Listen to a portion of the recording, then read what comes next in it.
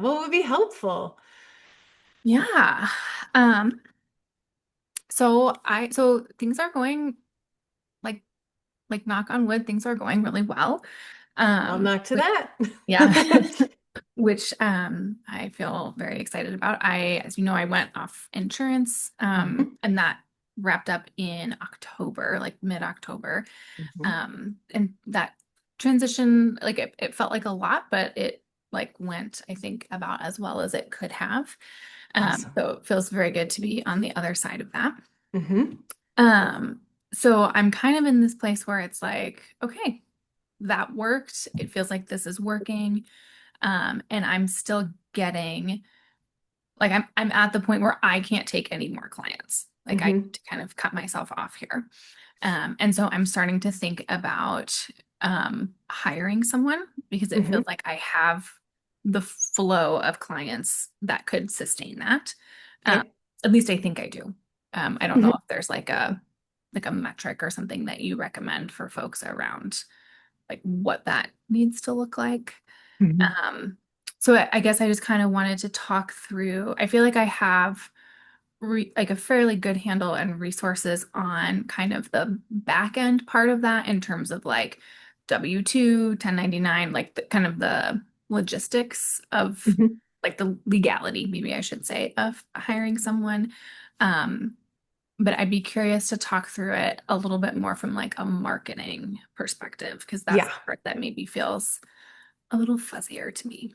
absolutely. Yeah, yeah. And I know, like, I'm trying to remember who all was in Limitless Practice with you. Like, we have had a lot of group practice owners go down to solo because Hmm. they were like, I do not want this. And then we have had other people building group practice and Limitless Practice. So Yeah. I don't remember if you had a mix of that or one or the other. Um, but I always want to talk to people about like the reality of group practice because Yeah.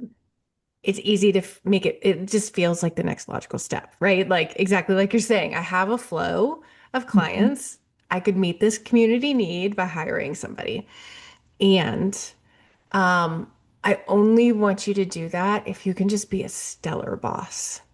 Yeah. And managing a peer feels good to you. Awkward at first because you're getting sea legs with it, but like the leadership piece is something that so many group practice owners don't take on the front end. Mhm. And then they never take it on because they're busy.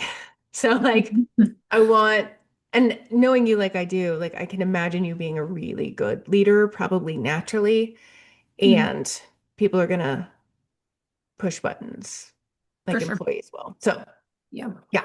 So I just want to say that out loud. Yeah. No, I appreciate that. And I have worked for two group practices, both of whom run by people who probably shouldn't have hired other people.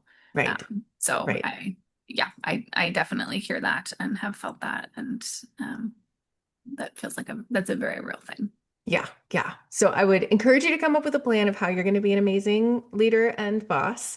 And let's talk about marketing. Okay. Um, the thing I hear most from group practice owners that have a flow, and there's this frustration of, I have all these clients coming in, but they all want to see me. Yes, that's kind of what I'm afraid of. Mhm. So my thing that has worked, I think there was one time it didn't work in the last, like, I don't know, 8 years or something, Mhm. is I say, um, so I don't have availability right now, but Elaine is who Mhm. I would send my friends or family to if they were struggling, if I Okay. could. And like I absolutely trust her and we work in really similar ways. Okay. So you have to make sure you hire somebody for whom that's a true statement. Yeah. Hmm. Yes. Um, so then I guess like logistically with that, because right now I have a like intro call scheduler on my website. And so that's how I think that's how all of my intakes have been coming in. Like I don't get just like a one-off phone call or email anymore the way that I used to. Hmm. Yeah. So would you suggest that I leave that open, have the intro call with the person, and then say, Yes. like, in that call, okay, so I'm still Yeah. doing kind of the like one-to-one touch point. Yeah. At this stage, because you're good at converting people and who you hire is unlikely to be good at converting people, especially if they were attracted, if the client was attracted to your profile.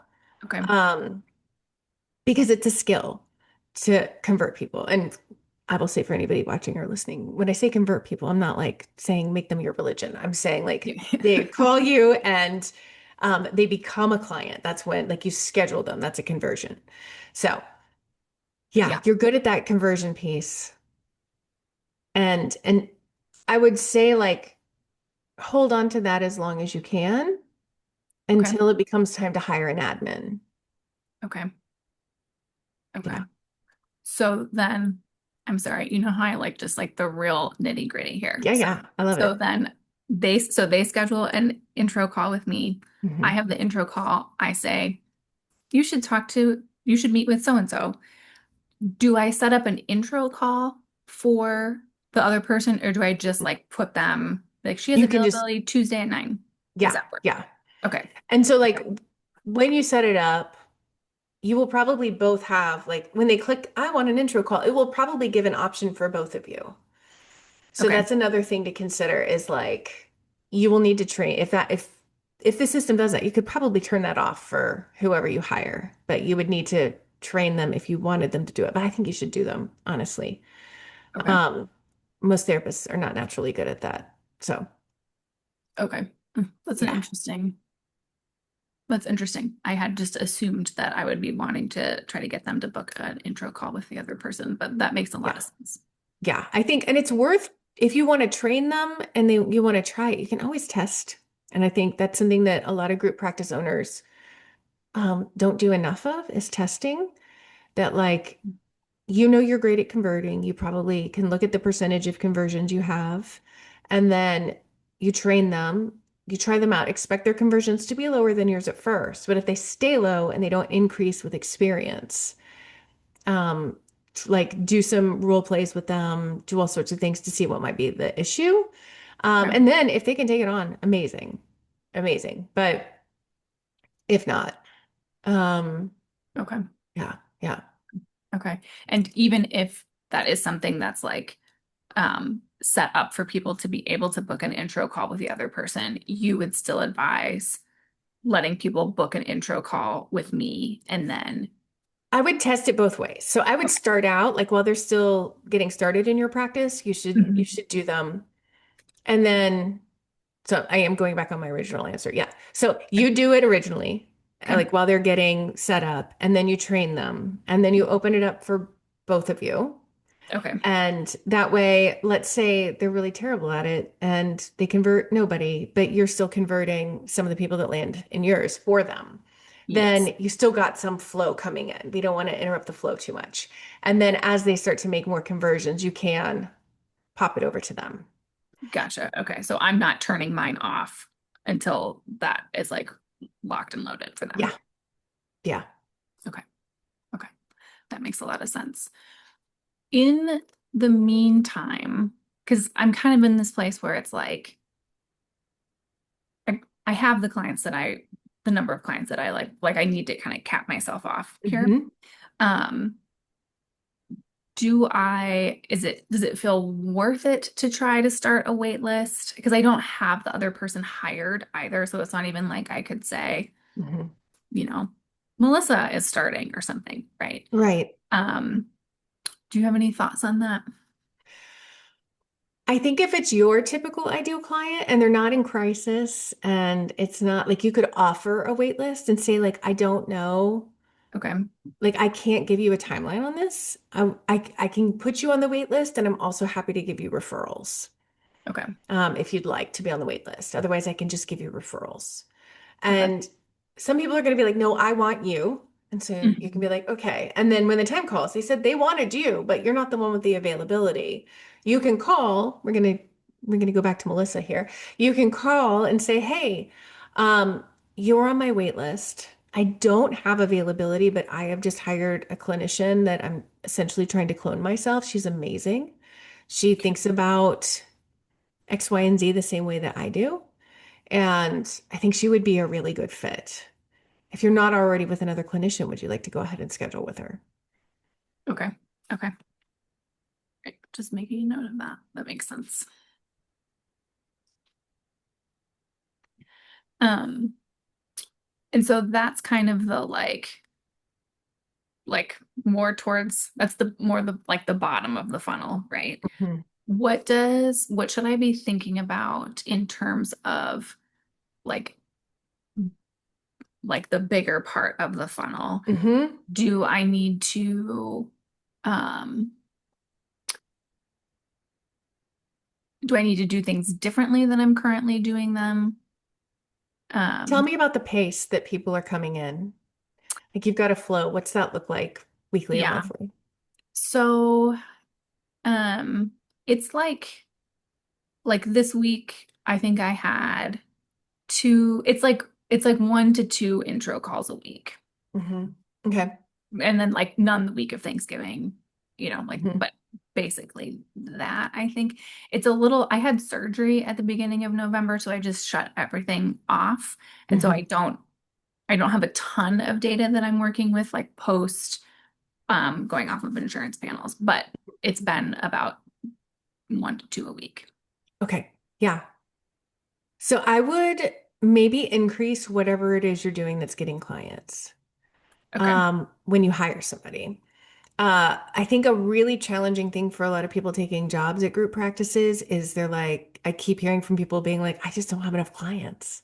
And I keep telling the group practice owners. So the whole like being responsible for somebody else's livelihood is like Mhm. intense. Mhm. So I would maybe the I would maybe increase before like while you're looking, get those folks on a wait list. And then with networking, for instance, anybody who's referred to you, you can be like, oh my God, I just hired this amazing clinician. This is why it's so important to hire somebody amazing so that you can say this with your whole chest. Yeah. Like I just hired this amazing clinician. I'm so excited. Um, so, you know, thanks for the referrals. Keep them coming, if you've got a good relationship with them. Yeah. Um, but it gives you another reason to reach out and have a touch point with that person. Okay. Okay. And that's like an email you're saying? Yeah, you could do email or you could be like, oh, let's grab coffee. And then you talk about how great this person is and how excited you are that they're on board as a part of your conversation. Gotcha. Okay. Yeah, yeah.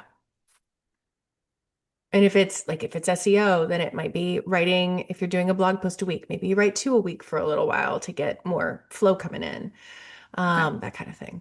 Okay. I'm paying someone to do SEO right now. Hmm. And that seems to be like, I feel like I just kind of hit the point where it's like, oh, this is working all of a sudden, Hmm. right? Because for a long time it wasn't. Is that something,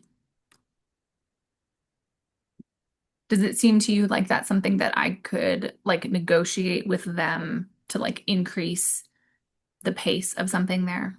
Yeah, yeah. I would ask them about it and also get their perspective because they're looking at your back end, they're looking at all the numbers. Like, would it be helpful to do two a week? Um, Usually it is, but in some circumstances it might not be. I don't know. Okay. Okay. Okay. Um, and that's something that you would recommend doing prior to hiring somebody. I think so. I don't love a wait list Yeah. just because we never know when that's going to happen. But if you're also giving people referrals on the wait list and they're still opting in to be on the wait list, then I'm more okay with it. And since your people aren't in crisis, they're just like they just need a break from themselves, basically.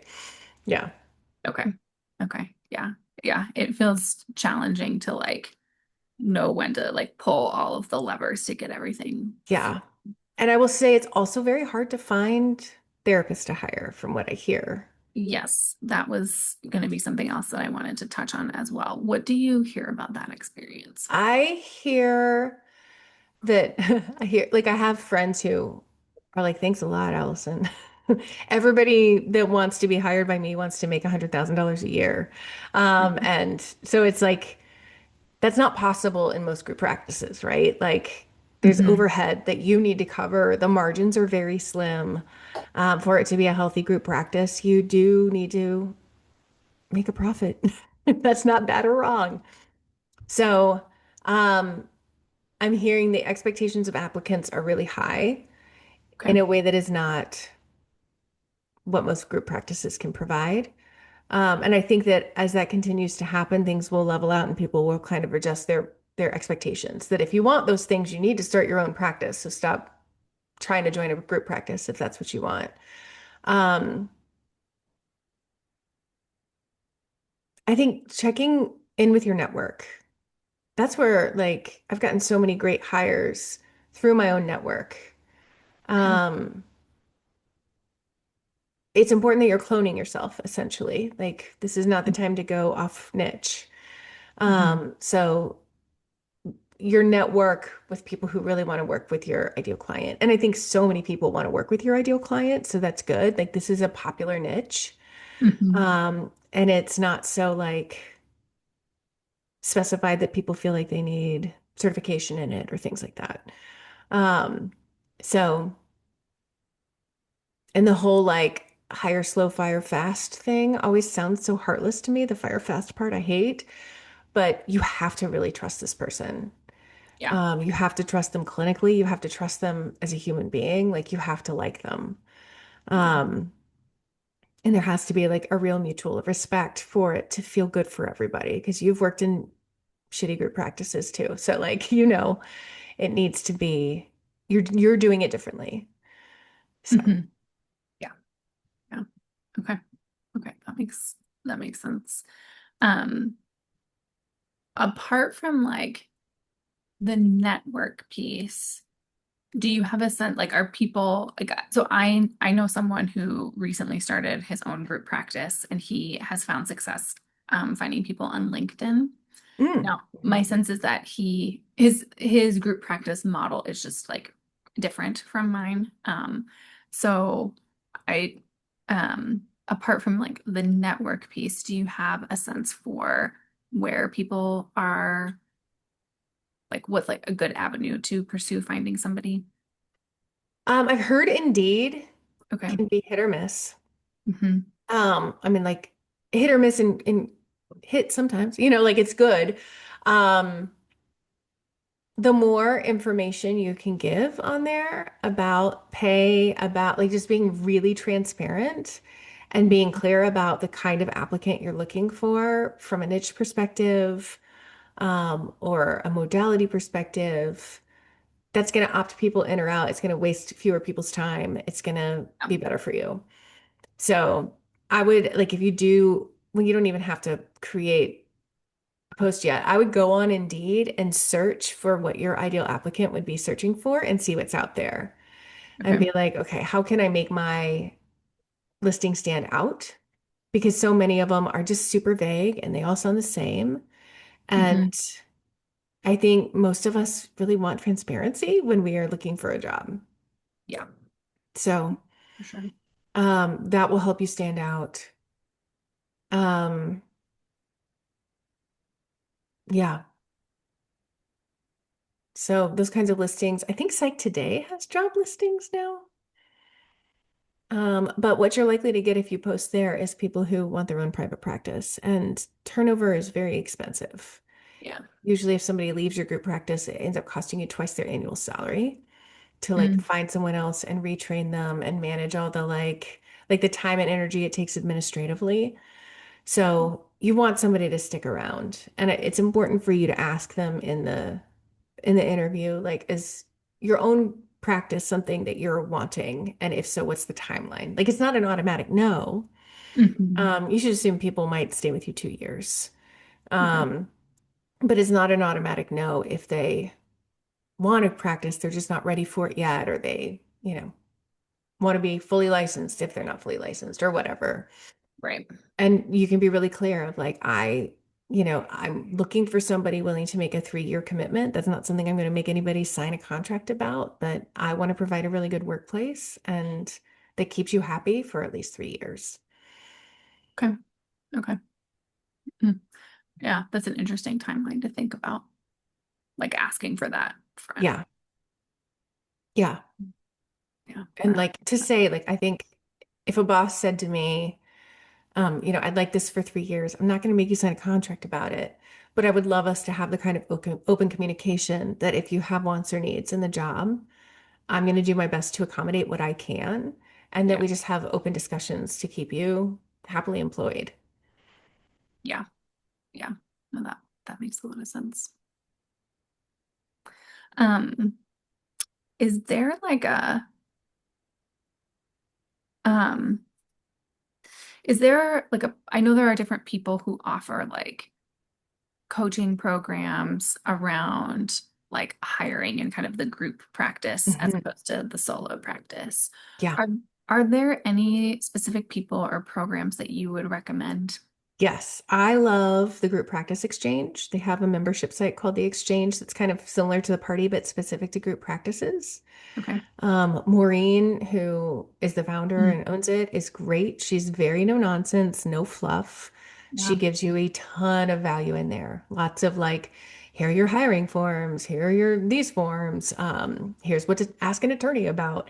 So everything from like the very startup stuff all the way through to there's not a ton of marketing in there, as I recall.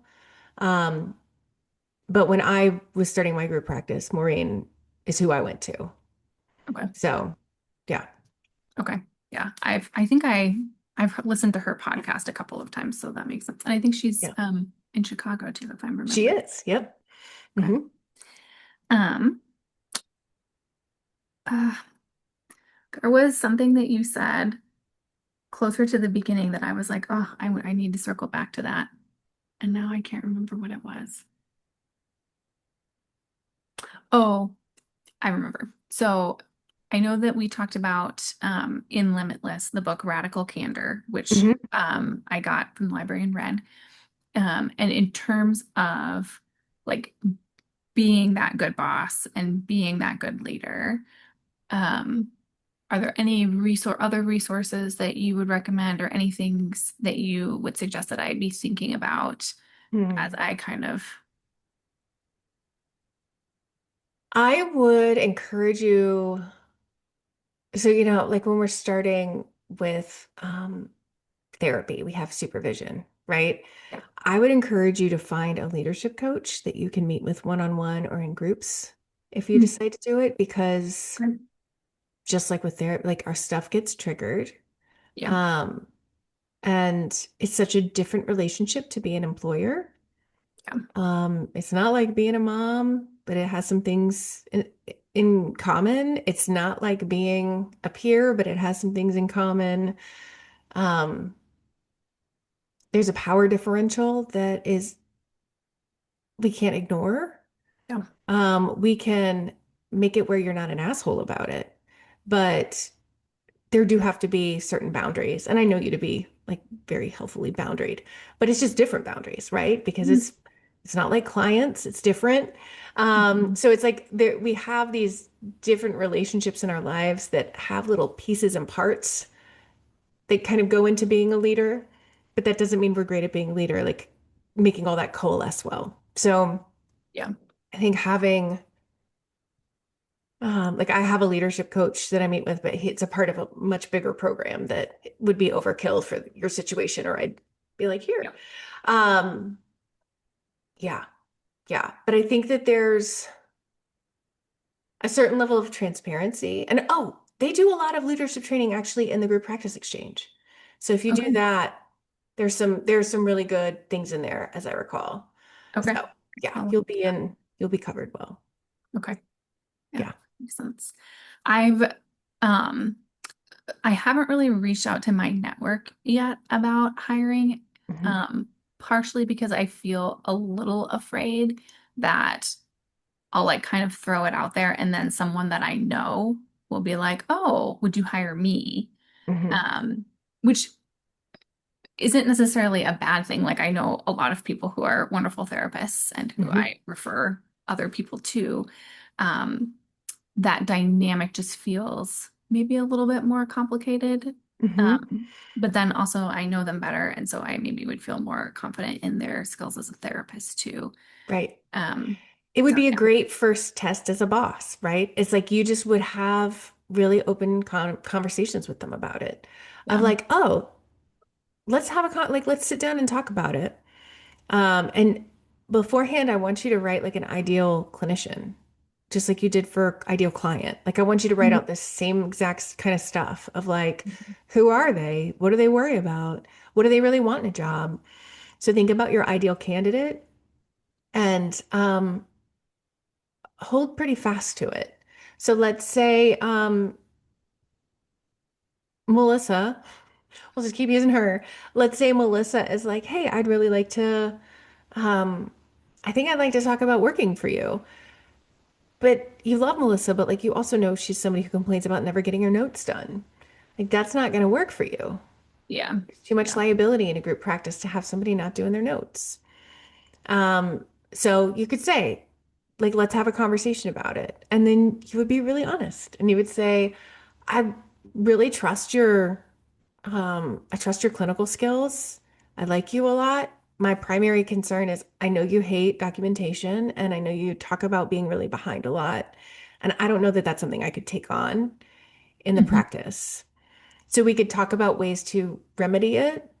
But if it didn't work out, like if we were to come up with a plan for it to be different and it's not different, then I would have to let you go. And that would feel really awful because I do really like you. So I have to think of the health of the business. Mhm. And and this is the kind of transparency I want to bring to all of it. So like let's talk about it. Yeah. Like, am I willing to pay for AI notes to make that go smoother and easier? And you just promise Mm. me that you edit them. Like you Mhm. don't just accept them, you read them and edit them. That kind of thing. Okay. Okay. Yeah, that makes sense. Um, okay. Yeah. Yeah. Hiring people that are like working at a on a professional level with people that you know just feels a little like intense to me. Yeah. But Yeah. And never hire anybody you won't fire, yeah. right? Yeah. Um, like That that's feels like a good one. yeah. Yeah. Because we all know our limits and you will grow as a boss too. Like you will become stronger.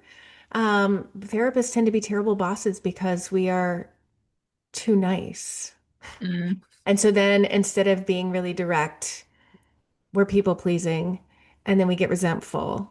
And it creates this really terrible dynamic where we're not actually asking for what we need and we're not setting clear expectations.